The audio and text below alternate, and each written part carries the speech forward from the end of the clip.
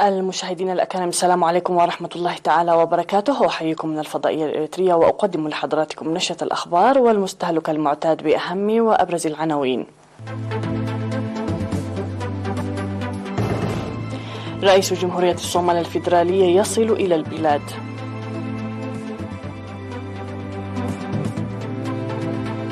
افتتاح مهرجان الإريتريين في جدة.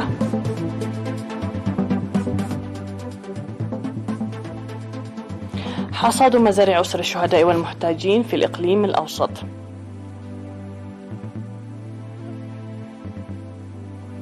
ماكرون يعلن رسميا إنهاء مهمة برخان واعتماد استراتيجية جديدة.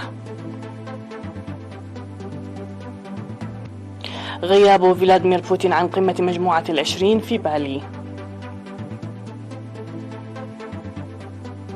وإيران صنعت للمرة الأولى صاروخا باليستيا فرط صوتي.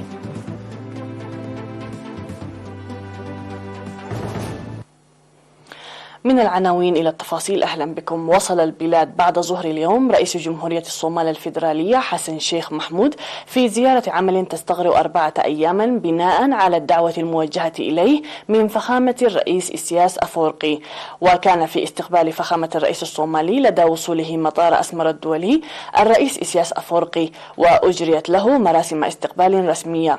ويضم وفد الرئيس الصومالي وزير الخارجية الصومالي أبشير محمد عمر حرسي. حضر مراسم الاستقبال وزير الشؤون الخارجية السيد عثمان صالح ومستشار الرئيس السيد يمانة قبرآب. يذكر إن رئيس جمهورية الصومال الفيدرالية حسن شيخ محمود كان قد قام بزيارة مماثلة للبلاد في الفترة من 9 وحتى 12 من يوليو من عام 2022 بناء على الدعوة الموجهة له من فخامة الرئيس إسياس أفورقي.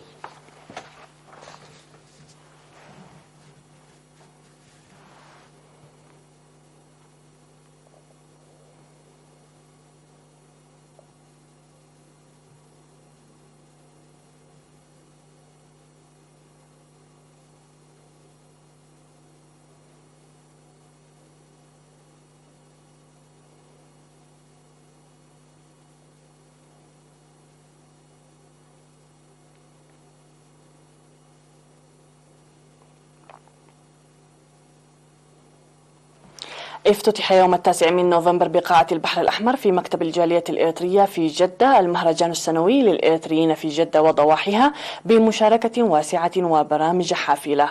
وشمل المهرجان الذي افتتحه مسؤول الشؤون التنظيمية في الجبهة الشعبية للديمقراطية والعدالة سيد يوسف سايق سيمينارا بشأن الأوضاع الراهنة وفعاليات ثقافية ومعرض الأشغال اليدوية وبرامج ترفيهية أعدها طلاب مدرسة الجالية ومناشط رياضية. وقال مسؤول الشؤون الشعبية والمجتمعية سيد محمد علي محمد سعيد في افتتاح المهرجان، قال إن المهرجانات بوتقة الوحدة الوطنية التي تعكس قيمنا الثقافية، موضحا بأن المهرجان يأتي في وقت التصدي التاريخي للمؤامرات.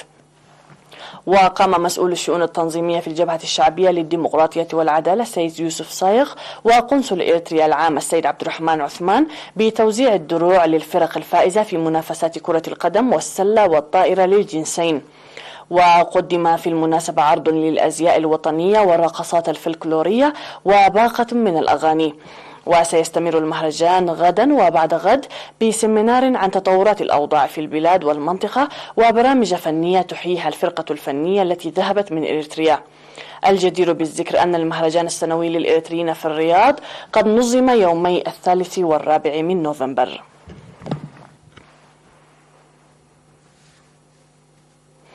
حصد أعضاء شركة حارات للمواصلات العامة والجيش الشعبي ومكتب الجبهة الشعبية للديمقراطية والعدالة في الإقليم الأوسط مزارع 58 من أسر الشهداء والمحتاجين في تعزقة وتعدة كريستيان وطولوت.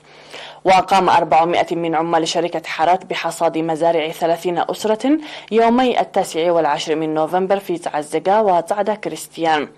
وذكر المشاركون في النفير أن مساعدة المحتاجين من شيم الشعب الإريتري. كما قام 300 من أعضاء الجيش الشعبي ومكتب الجبهة الشعبية للديمقراطية والعدالة في الإقليم الأوسط بحصاد مزارع 28 أسرة يومي 7 و9 من نوفمبر في ضاحية طولوت. وأوضح مدير الضاحية سيد يونس هبته أن الدعم مستمر حتى جمع كامل المحصول.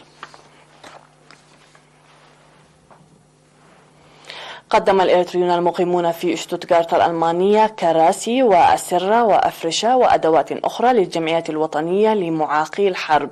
وأوضح نائب رئيس الجمعية السيد فيسايتس ميكائيل في مراسم تسليم الدعم في مرحانو في 9 من نوفمبر أن أفرع الجمعية في الدول الإسكندنافية وألمانيا وأمريكا وبريطانيا وسويسرا تقدم الدعم باستمرار، وقدم شكره باسم الجمعية. وقال إن دعم الإريتريين في شتوتغارت اشتمل على 3 حاويات وسيسهم في الحركة اليومية للمعاقين في مختلف أنحاء البلاد. وأشاد السيد فيساي بالمواطنين الذين عملوا في جمع وإرسال الدعم عامة وعضوات الاتحاد الوطني للمرأة الإريترية خاصة.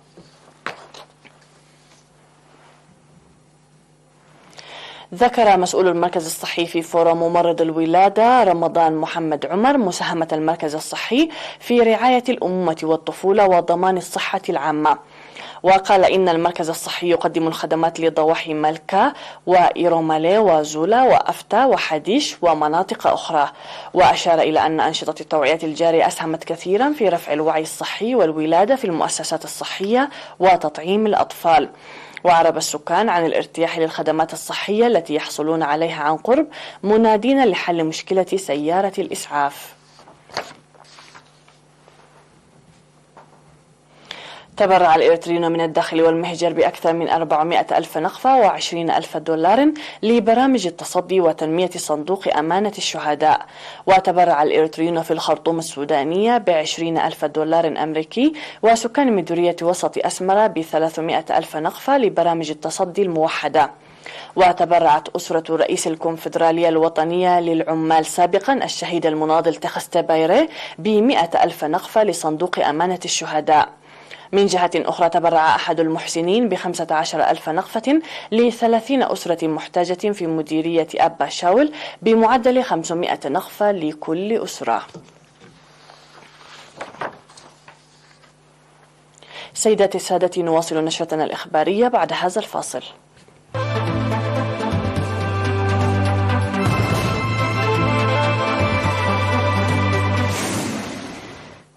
في الأنباء العالمية، كشف الرئيس الفرنسي إيمانويل ماكرون خلال خطاب ألقاه من مدينة تولون بجنوب شرق البلاد عن الخطوط العريضة للاستراتيجية العسكرية الجديدة لبلاده.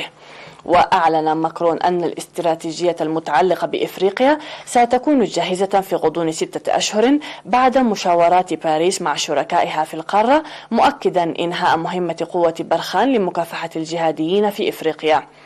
كما أشار إلى أن باريس ولندن ستعقدان قمة حول شؤون الدفاع في الربع الأول من عام 2023، داعيا إلى تعزيز العلاقات بين البلدين. وبعد انتشار استمر 9 سنوات، غادر الجيش الفرنسي مالي في أغسطس تحت ضغط المجلس العسكري الحاكم. ولا يترتب على إعلان انتهاء عملية قوة برخان أي تبعات فورية على الجهاز العسكري الفرنسي في منطقة الساحل الذي يضم نحو 3000 جندي في النيجر وتشاد وبوركينا فاسو، بعد أن ضم ما يصل إلى 5500 جندي في ذروة انتشاره. قال مسؤول بالحكومة الإندونيسية لرويترز إن الرئيس الروسي فلاديمير بوتين لن يحضر اجتماع قادة مجموعة ال20 في بالي في الأسبوع المقبل. وأوضح جودي ماهاردي المتحدث باسم وزير تنسيق الشؤون البحرية والاستثمار في إندونيسيا أن وزير الخارجية الروسي سيرجيو لافاروف سيمثل بوتين. وأضاف أنه من المقرر أن يشارك الرئيس الروسي في أحد الاجتماعات عن بعد.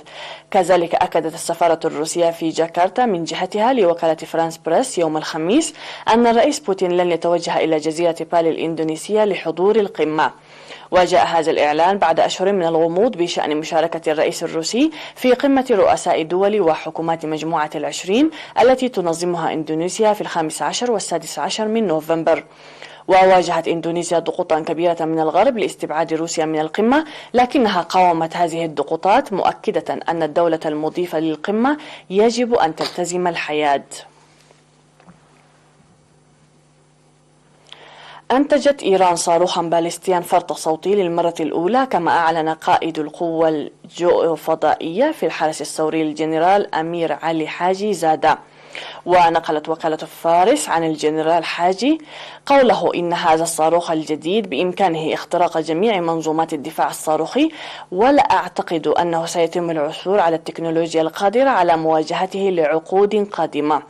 وتقول إيران التي تمتلك أحد أكبر برامج الصواريخ في الشرق الأوسط إن صواريخها البالستية يصل مداها إلى 2000 كيلومتر. وتعتبر طهران برنامجها الصاروخي وسيلة ردع مهمة للولايات المتحدة وإسرائيل وخصوم آخرين، وترفض مطالب الغرب بوقف أنشطتها في تطوير الصواريخ البالستية. وقعت مواجهة بين المتظاهرين في اليونان وشرطة مكافحة الشغب وسط إضراب عام وتظاهرات متصاعدة. وألقى شبان ملثمين في أثينا ومدن أخرى قنابل حارقة على الشرطة التي ردت بإطلاق الغاز المسيل للدموع، كما تم إلقاء قنابل حارقة على سيارة أمام وزارة المال في أثينا. وذكرت الشرطة أن نحو 20,000 متظاهر نظموا في وقت سابق مسيرة في العاصمة، وهو ضعف عدد الأشخاص الذين شاركوا في الإضراب العام الأخير في أبريل. وأدى ارتفاع أسعار الطاقة والتي غزتها إلى حد كبير الحرب في أوكرانيا والعقوبات المفروضة على روسيا إلى زيادة التضخم إلى أعلى معدل له في 3 عقود في اليونان.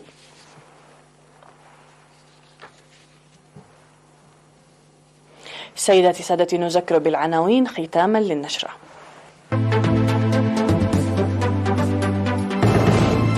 رئيس جمهورية الصومال الفيدرالية يصل إلى البلاد.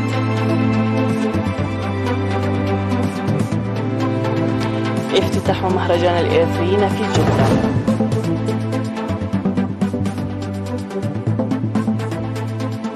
حصاد مزارع أسر الشهداء والمحتاجين في الإقليم الأوسط.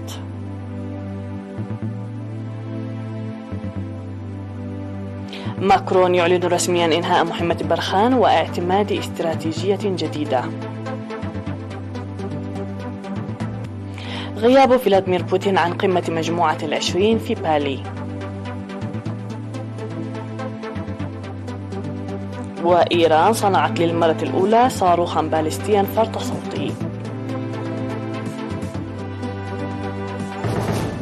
سيداتي سادتي، هكذا نكون قد وصلنا وإياكم إلى نهاية النشرة قدمناها لكم من الفضائية الإريترية. شكرا لكم على حسن المتابعة، تحياتي لكم أينما كنتم، إلى اللقاء.